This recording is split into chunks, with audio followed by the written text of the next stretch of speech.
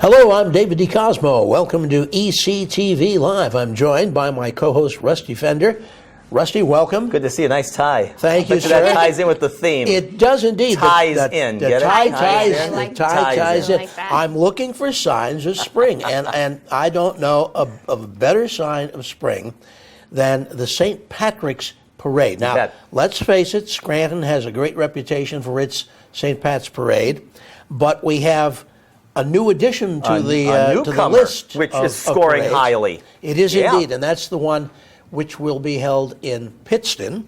And Sarah Donahue joins us today to talk about the Pittston St. Patrick's Parade. And let's be sure right off the bat that we're speaking about the St. Patrick's Parade, not the St. Patrick's Day Parade, because I think you'll find I don't believe there are any St. Patrick's Day parades. I don't think so. I don't think there's. I don't think so either. Too many other things to do. They have them before, so they leave that open. Exactly. Right. And Sarah, I give a tip of the hat of you folks. I've done it before, but I think it's so important not only to have this, but you've planned it in a way where it doesn't conflict with the other St. Pat's parades that are already in the area. And that was intentional, was it not? Of course. That was our number one consideration, planning the first parade 3 years ago. We're in our third annual parade now. So our first question was, when is Scranton? When is Wilkes-Barre? We do not want to step on toes. But not only that, we're sharing the same resources, essentially. There's only so many pipe and drum bands, so many performing groups, so many businesses that have beautiful floats. So we want to have 3 nice parades, not let's have them on 2 days and split the resources. Right. So, now, when is the Pittston Parade scheduled? It is Saturday, March 5th. March the 5th, coming up very quickly. Yeah. Were you at all surprised, going back to the first one, with the reaction of the community to something new like this there? I was absolutely surprised, I have to say. The first parade a couple years ago was just amazing. Last year was even bigger, so this year, of course, I'm a little nervous. It's going to be huge, I hope at least. I think we're on pace to have a really great parade. Since I came on board in Pittston City as Special Events Coordinator 4 years ago, we've been building events beyond the Tomato Festival, which was really our only event in town for a lot of years. Nonetheless, a huge one. A huge one, a 4-day huge festival to celebrate the tomato.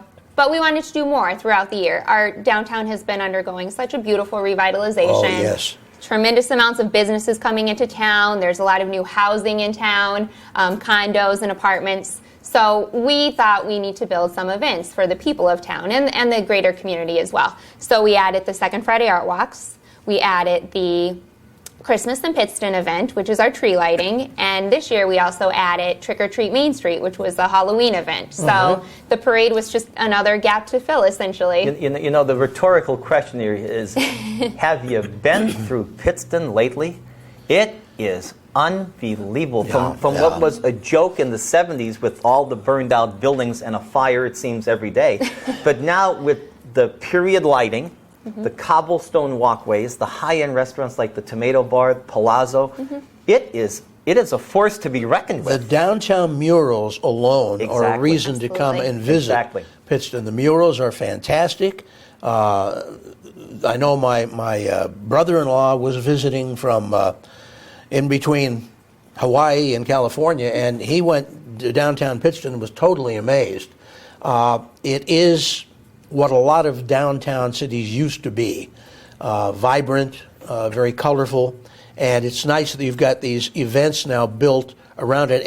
And again, with these events, First Friday in Scranton, so you've done Second Friday. Again, and Wilkes-Barre's third, so we're not competing again. And this is great because for so long, we've been told that if we're going to grow, it has to be as an area, not as an individual community necessarily. Exactly. And to do that, you've got to coordinate some of these things that are going on. In this case, the first parade, now this is, so it was 2 years ago, or 3 years ago would be the first one.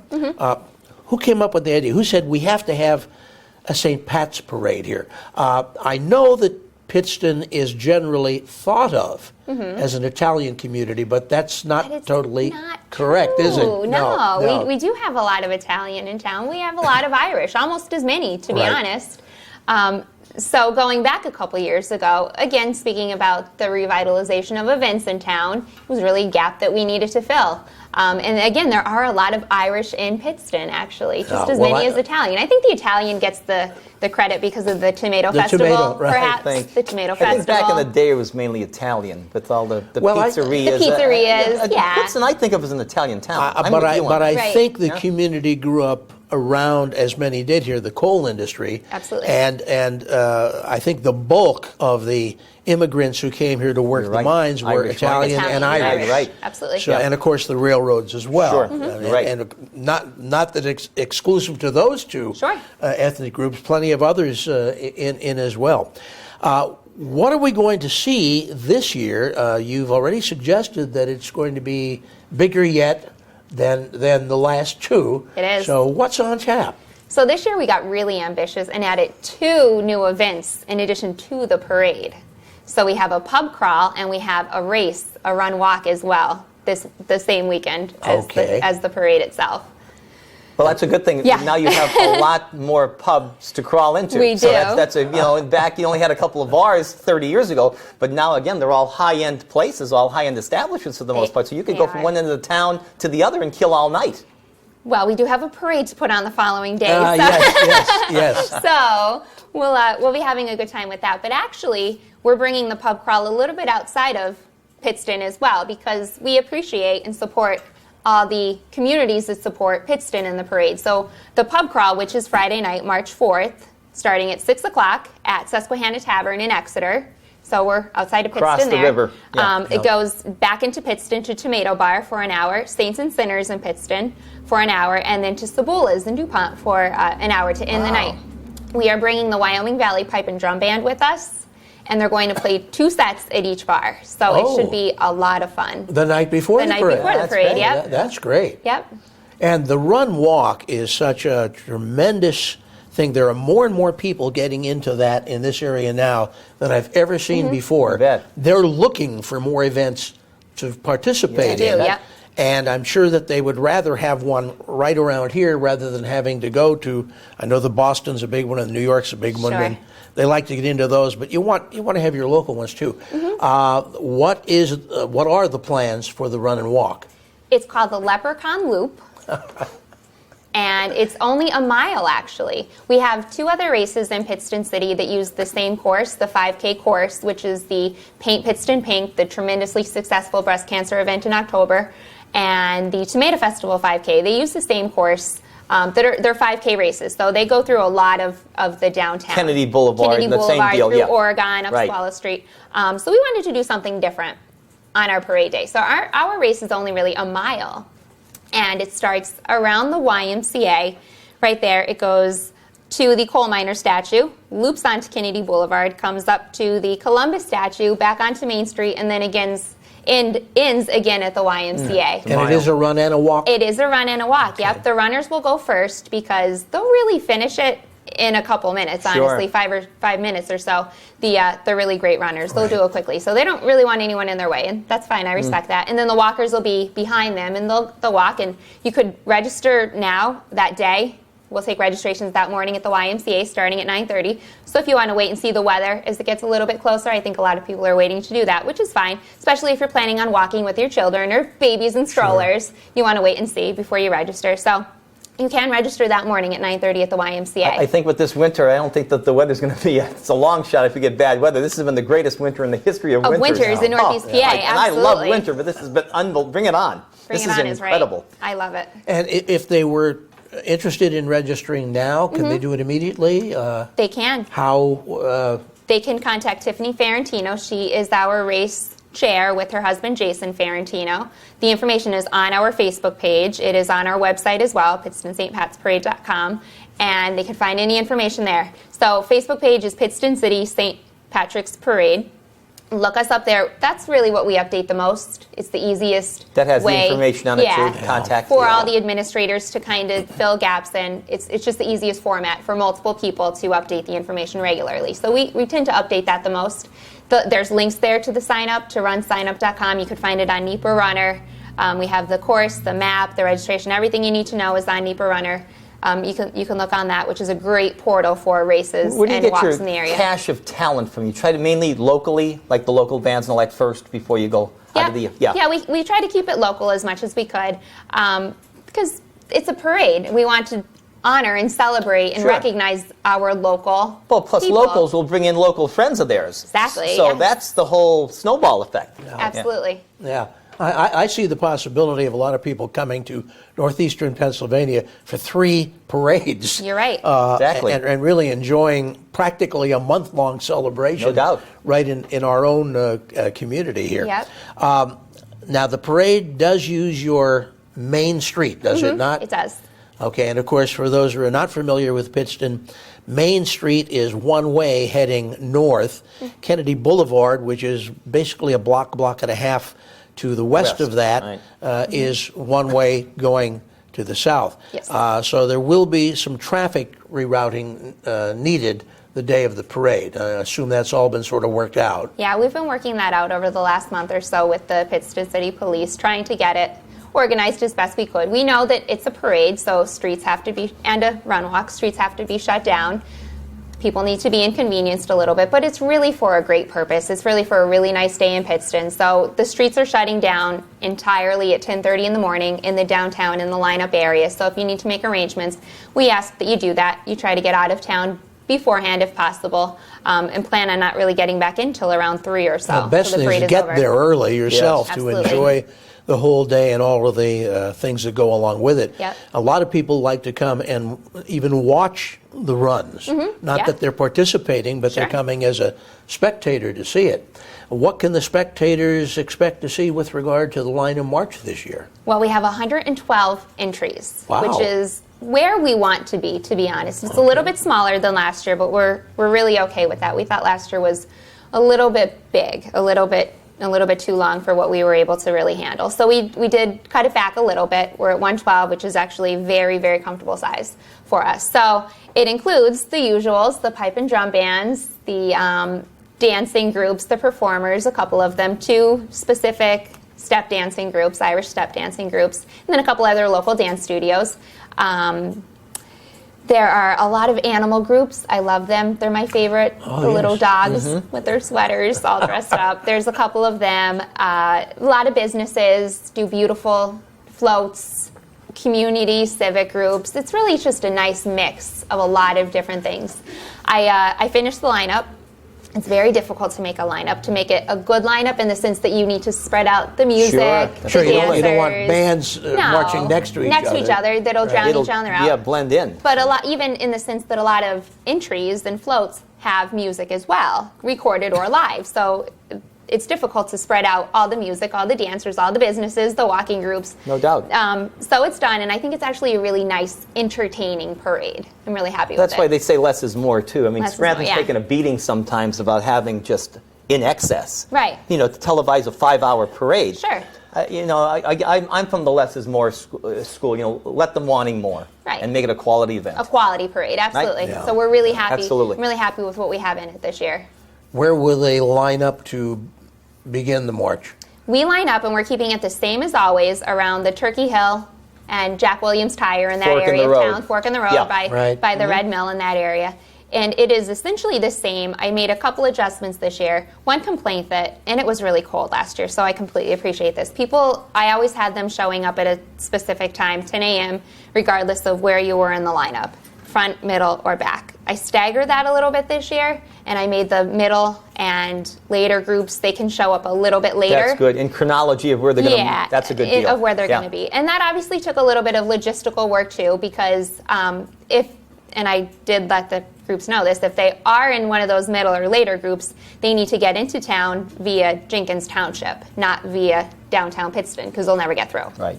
But you can get in through Jenkins by like Tony's Pizza, that way River Street, or past, like, if you come down Eastville Road by the high school and down Main Street that way, past Chandra's Pizza. Yes, a lot of pizza places. Right. That's why it's an Italian town, I still say.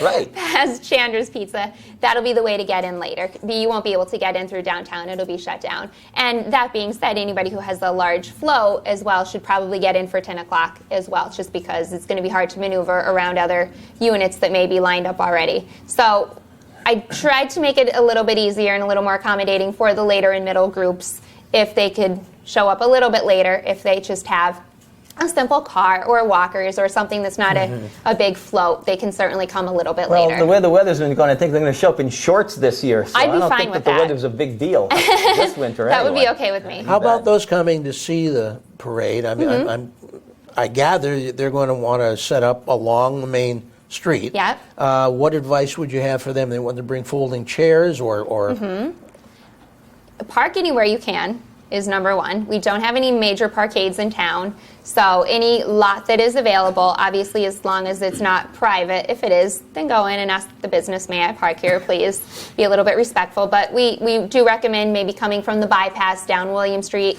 or down Broad Street if you possibly could. We have some new spaces behind City Hall this year. We have the St. John's lot is a pretty big lot. The YMCA lot is a pretty big one. The Pittston Memorial Library added a new lot with their addition, their community room. They actually added a parking lot too. So we added some spaces in town this year, which is really great. It's always helpful to have those. Handy. Yeah, so we recommend if you could possibly carpool perhaps. The less cars, the better. If you're planning on spending the day, maybe if you could get dropped off and then picked up, especially if you're planning on drinking. Obviously, that's a recommendation. Don't drive. Just for safety's sake, certainly. For safety, of course. So if you could possibly maybe get dropped off and then picked up later in the day, that would be easy. Everywhere that you're going to want to go is within walking distance of the downtown. So if you plan on being in the run walk and then watching the parade and then going to a restaurant or a business, everything is close. It's within a mile at the most. Yeah. So How long did the parade run last year?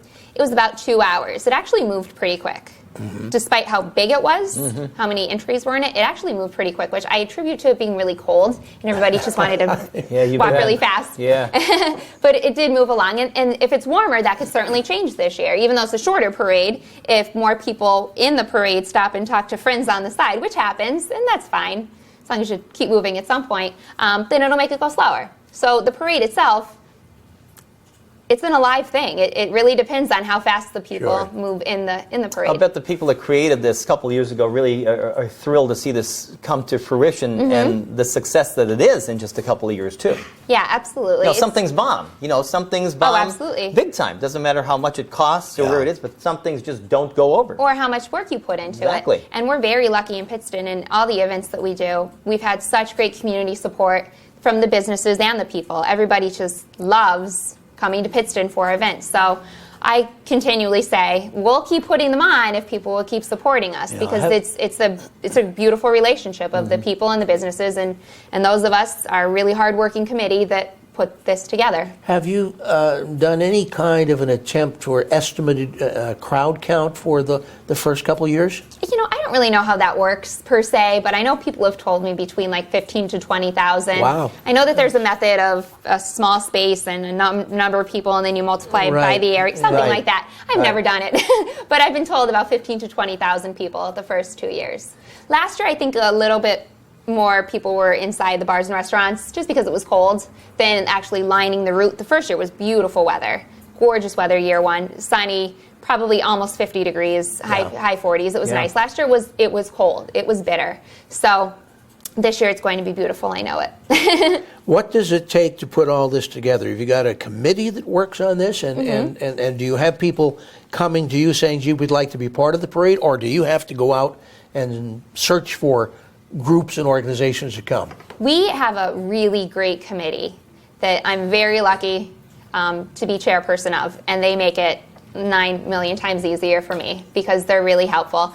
We have a bunch of subcommittees within the committee. We have printed materials, we have sponsorship and fundraising, we have a race committee, publicity committee that I know Brian, Brian, heads up for us, Mike McFarland, Riri DeLuca, Tiffany and Jay Ferrantino. They all head up all of our subcommittees, and they are just a fabulous group of people. So everybody works really well together. We have the ultimate goal. Let's put all the cars and floats and walkers down Main Street in one piece and have a really nice day. And you have the police lead the way with a siren and such. Yes. Yeah, the police are the number one entry in the parade. They come first. They lead the parade. And, of course, our color guards. And 110 units after that. And I guess we do know that this is a year-round deal because you have to start early because there's just a finite number of people and bands and a finite number of weeks. So you really have to start like right after the parade to line them for next year, or they'll be gone. Sure. And as you said, there are other requests coming from Scranton, from Wilkes-Barre, just in this area. Here. Yep.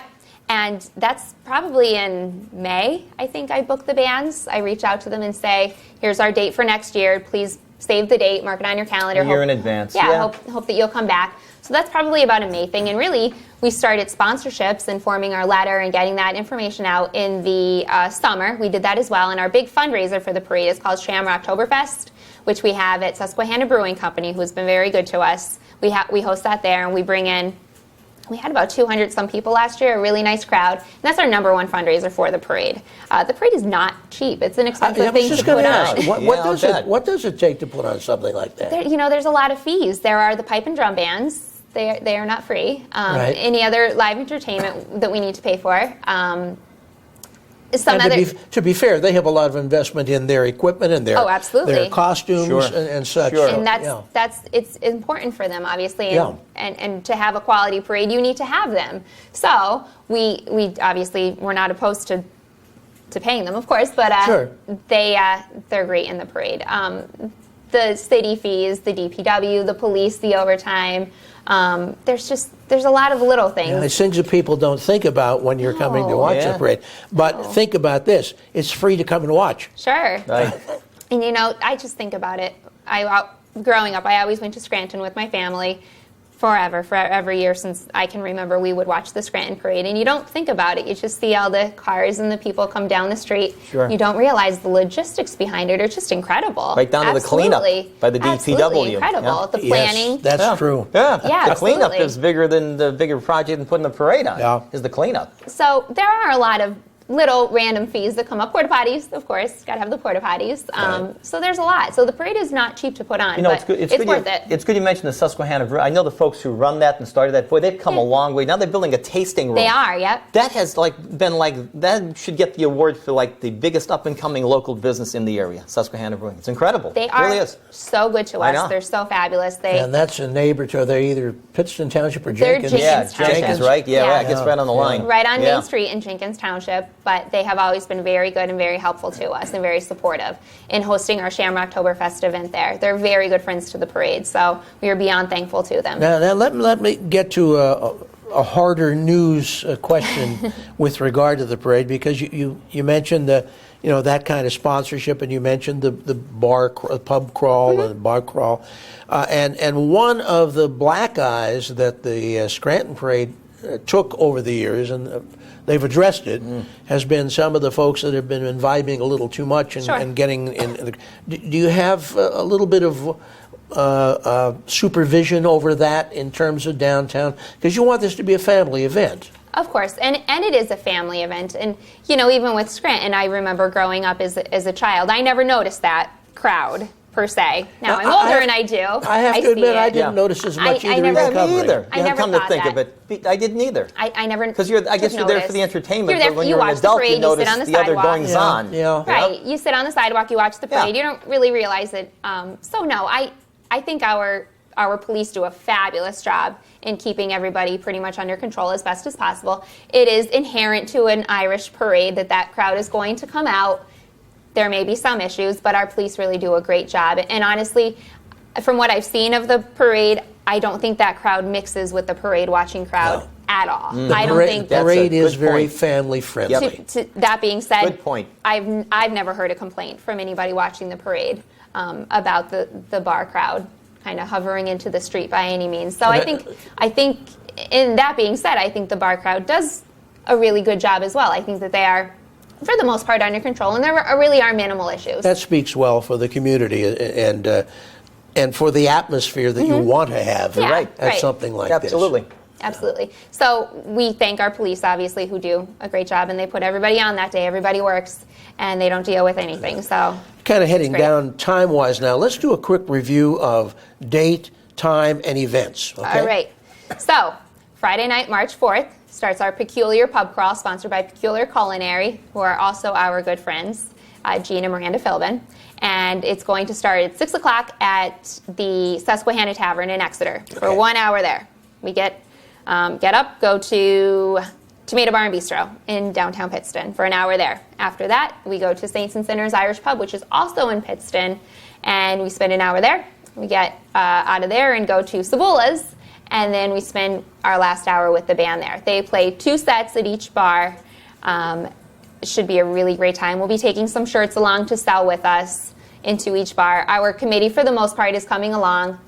And we invite everybody, if you could come to all 4 bars, to 1 bar, 2, 3, whatever you can make. If you want to follow us as we hop to each one, or just maybe meet us at 1 or 2 of them, we're just thankful for anybody that comes out. You know, it's a good thing you play all the loud music the night before, because I think the night after, I think you'd have to play it much more softly. A little softer, yeah. After parade day begins with the run and walk. Actually, right? No. Parade day begins with Mass at 9 o'clock in the morning. Oh, like Scranton does. St. John the Evangelist Church with Monsignor Bendick. Yeah, okay. We love Monsignor. He's great. He's been so good to us since the very first parade. What time is that? 9 o'clock. Okay, and then the run walk is? 11. 11, okay. And registration is at 9:30 for the run walk. So anybody who chooses to participate in Mass will miss nothing else in the rest of the day. Okay. We don't want to have competing events, of course. So anybody could go to Mass, and then they could go to register or get their spot for lineup if they have to get to lineup, or just go watch the run walk or participate in it. So we did make it early enough that you can go to Mass, start the day in a really nice way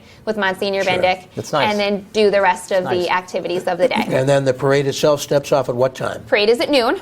Starts at noon from the Turkey Hill area, goes down Main Street, same route as always. We haven't changed that at all. We are saying this year, though, it may end a little bit shorter than it always has because, again, another issue, and we're trying to always fix issues that we have and we hear about, was last year we had a little bit of a bottlenecking issue because the front of the parade came up to the Columbus statue and it was still going down Main Street. So that was an issue, obviously. People who wanted to get out of town, they couldn't because the parade ran into each other. A little loop. So we are saying this year if people would, if they don't want to stay in town, if they're only there for the parade and they're not spending any time afterwards, if they would go over the metal bridge, the Firefighters Memorial Water Street Bridge, over that way into West Pittston and kind of get out of town that way. We will be, if they want to stay in town, then perhaps go park at Cooper's.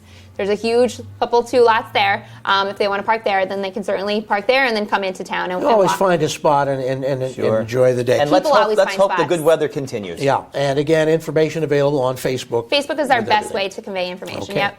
Sarah Donahue, thank you so much for joining us to talk about the Pittston St. Pat's Parade. Thank you for having me. Fender, thank you so much for joining. Good to see you, Dave. And Mark McGlory, thank you for keeping us in focus. I'm David DeCosmo for ECTV Live. Until we see you again next week, here's hoping all your news is good.